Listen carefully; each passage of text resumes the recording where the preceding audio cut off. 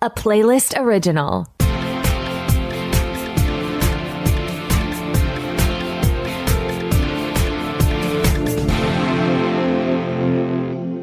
Welcome to the Pilot Podcast, where we review the pilot episodes of TV shows to answer your question, should I watch this? My name is Mitu. And my name is BJ. And this week, we're watching the very adorably listener-requested A Charlie Brown Thanksgiving, which originally aired on the CBS network on November 20th, 1973, and is currently on Apple TV. So stay tuned to find out Mitu's favorite Thanksgiving side dish. Ooh, okay, Beej, I think you know what it is. But save that for the end. Before that, how about we give everyone a recap on this classic TV special? For sure. Peppermint Patty, voiced by Christopher DeFaria, invites everyone to Charlie Brown, voiced by Todd Barbies, for Thanksgiving, even though he's going to see his grandma. So Snoopy, voiced by Bill Menendez, decides to cook his own version of a Thanksgiving meal with help from his friends. And help he certainly got. I think, and it's been a while since I've watched this, but I think it was so heartwarming to see how much Charlie Brown cares about his friends and how he wanted to put on a special Thanksgiving dinner for them. Yes, this truly holds up. You and I were talking about how we more often watch the Great Pumpkin Charlie Brown, the Christmas special. Love the music from that. It is on my Christmas playlist, which is serious business. Let us know if you want the link. Email us at askthepilotpodcast@gmail.com. JK, actually, I'm not sure I'm going to give anyone my private Spotify account information, but... Well, we can make a copy on the Pilot Pod account. Okay, yes. Let us know if you want us to do that, and then BJ will figure out how to do that. But this one, which I truly have not seen in a while because I was so focused on the pumpkin and the, really sad tree, this one had so much heart. And I think part of why it really holds up is I think it gives us a great look into who Charlie Brown is. He is known as this very sad or anxious character. And it's because what you noted at the top before we started recording is he cares so deeply.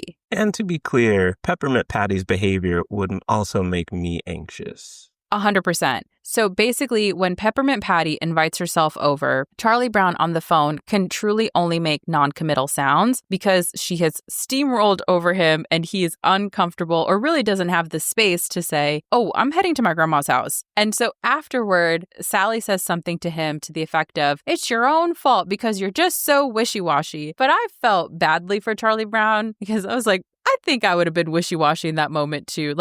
I certainly would have, as a grown-up, not as a child, called her back and been like, actually, girl, this is my schedule. Maybe you can come with me to grandma's house, but I cannot host something in my home. I'm not trusted to butter toast, so I cannot make a Thanksgiving meal. But certainly he did not have space to do that in the moment. And she did not give him that opportunity. Some people are good at controlling a conversation. Ooh, real skill.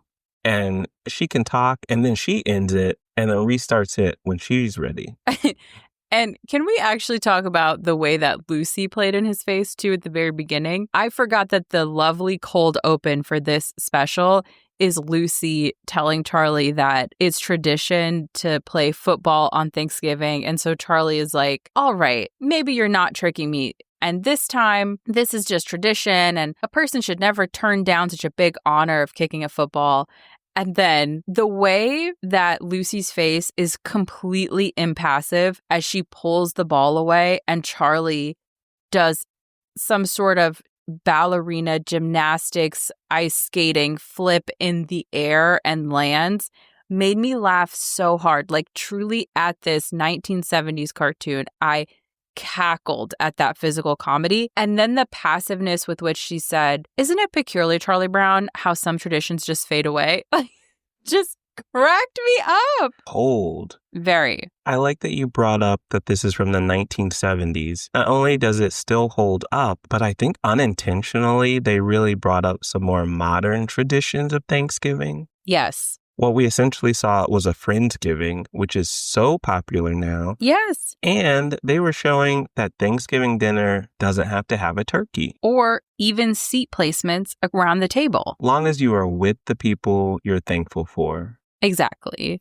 Shout out to Franklin being there with the people he's thankful for, and a little extra room on either side of him to eat and drink at will. You know, when Snoopy set the ping pong table for the kids, he made sure that everyone had enough elbow room. Okay, that was my one beef with Charlie Brown, is Snoopy worked so hard to put together the candy, the cheese doodles, the buttered toast, because Charlie Brown does not know how to butter toast. And he even goes to the trouble of dressing as a pilgrim. Is that something we would want to do at a modern Thanksgiving celebration? Probably not. Certainly not my own. But it was of the time. This is the 70s. And so Snoopy goes through all this trouble. And what does Charlie do as soon as Snoopy comes into that kitchen? Snaps. Why are you messing around? We don't have time for this. And why are you in this getup? And where is your chef's hat? And you need to go greet the guests. Sir, I just put together this whole meal with nothing but me and a tiny bird and will, sheer force of will. There were a lot of strong emotions. Yeah. We know that Charlie Brown was stressed out and did not appreciate what Snoopy was doing for him. We also saw that Peppermint Patty was stressed out and didn't immediately recognized the burden she was placing on her friends. I loved Marcy having to explain to her that perhaps we all invited ourselves here today. Like, do you remember him asking us if we wanted to come to this? Or do you believe that you just said, I am abandoned on Thanksgiving and I know 2 others who are as well? Oh, now when you put it that way, it's so sad. It is. I think that's where Peppermint Patty's frustration is from.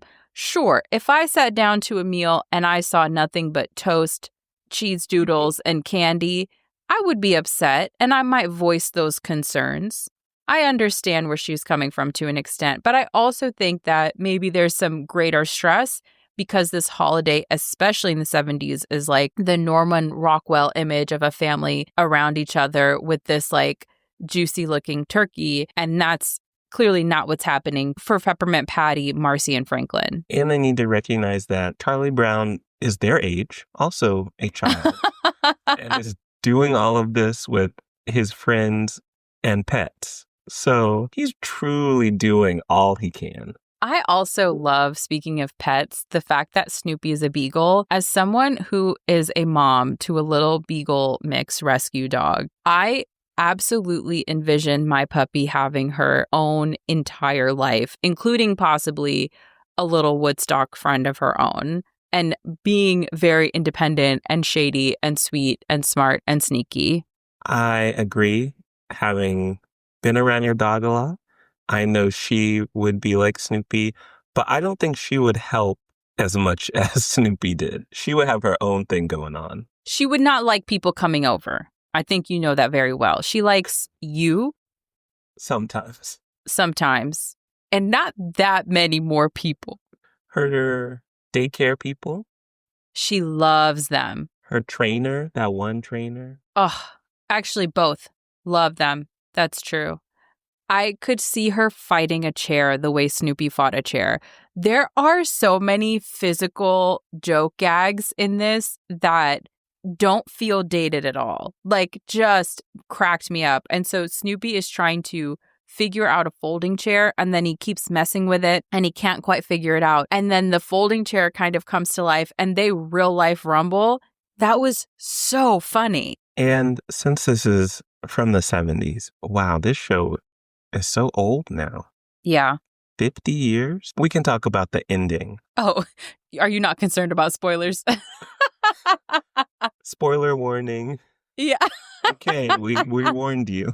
I like that it has the happy ending where everyone gets to go to Charlie Brown's grandmother's condo. I loved the closing joke that it's a condominium.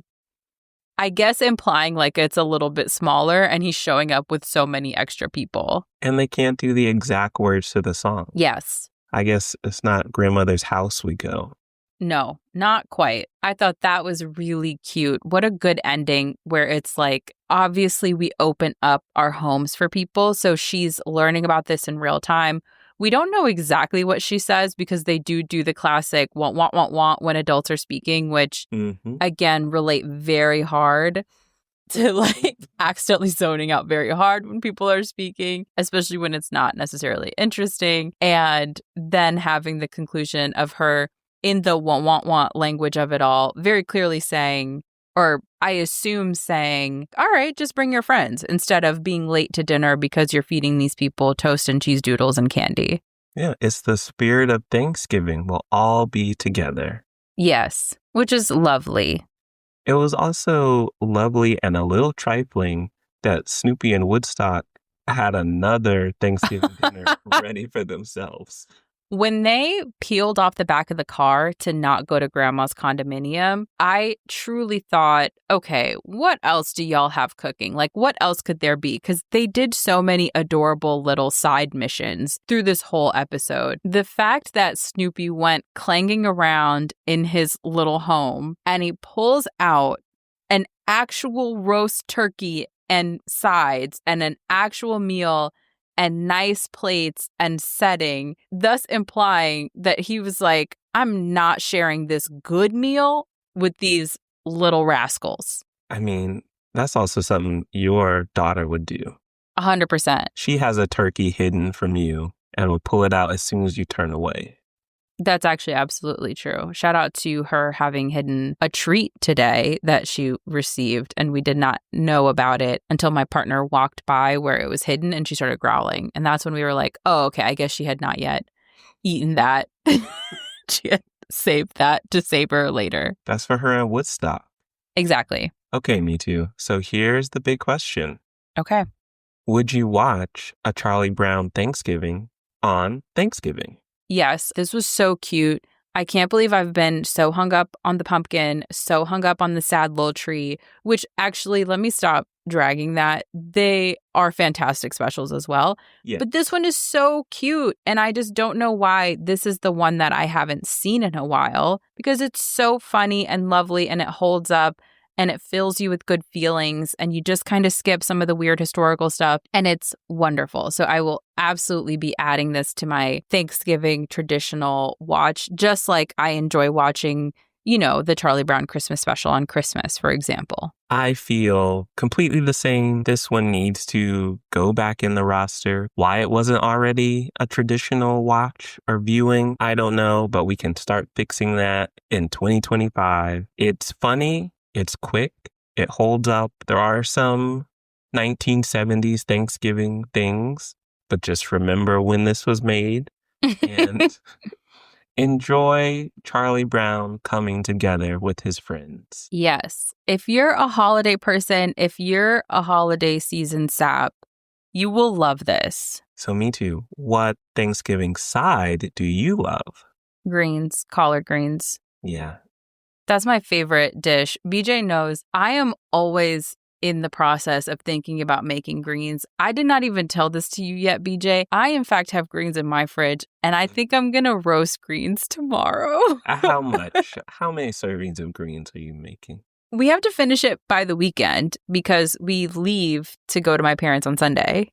We are recording this on a Thursday, listeners, so the weekend is almost here. Yeah, it'll be lunch and dinner for the next couple days. I love greens. I love a dark leafy veg, but specifically collard greens are so good. They're just so hearty. You have them in a broth for a really long time. You can add smoke and flavor, and then it's just such a good chew. I love greens. She does. What's your favorite side? I think anything sweet potato. Okay. Roasted sweet potato casserole, sweet potato pie. I make a really good sweet potato cornbread. Ooh. So just sweet potato. People talk about this on social media often, but truly my favorite plate and things touching is like collard greens, yams, and or sweet potatoes and mac and cheese. And then the little part in the middle where those juices will start to get together. And the flavors that happen when you take a bite of some of those things combined, it's out of control. Oh, I'm so hungry now. Well, let's let me to get to her meal. And while she does that, you should get to our website, thepilotpodcast.com, where you can listen to more of our reviews. What a segue that was. You can also follow us on social media at The Pilot Pod, and you can send thoughts, feelings, show recommendations, especially little nostalgic ones like this one, because every other week, just like this one, we do a show recommended by you, our wonderful listeners, to askthepilotpodcast@gmail.com. Thanks for listening. Bye.